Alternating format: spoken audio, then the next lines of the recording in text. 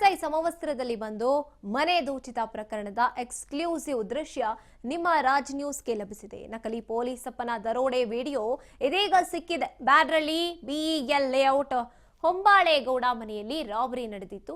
ಕೈಕಾಲುಗಳಿಗೆ tape ಸುತ್ತಿ ಪಿಸ್ತೂಲ್ ತೋರಿಸಿ ಮನೆ ರಾಬರಿ ಮಾಡಿ 20 ಲಕ್ಷ ನಗದು 677 ಗ್ರಾಂ ಕೆಜಿ ಚಿನ್ನವನ್ನ ದೋಚಿದ್ರು. ಸದ್ಯ ಬ್ಯಾಡ್ರಳ್ಳಿ ಪೊಲೀಸರಿಂದ 4 ಆರೋಪಿಗಳನ್ನ ಬಂಧಿಸಲಾಗಿದೆ. ಇನ್ನು ಬಂಧಿತರಿಂದ 10 ಲಕ್ಷ ನಗದು 429 ಗ್ರಾಂ ಚಿನ್ನಾಭರಣ ಸೀಸ್ ಮಾಡಲಾಗಿದೆ.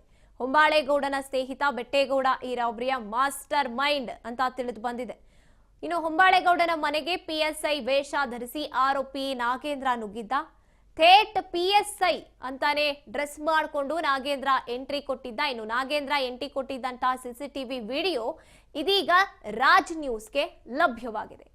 ನೀವು ಕೂಡ ದೃಶ್ಯದಲ್ಲಿ ಗಮನಿಸಬಹುದಾಗಿದೆ. ಇನ್ನು ಪರೇಲ್ ಮೇಲೆ ಹೊರಗೆ ಬಂದಿದ್ದವನ ಒಂದು ಸ್ಟಾಂಪ್ ವೆಂಡರ್ ಬೆಟ್ಟೇಗೌಡ ರಾಬರಿ ಮಾಡಿಸಿದ್ದ.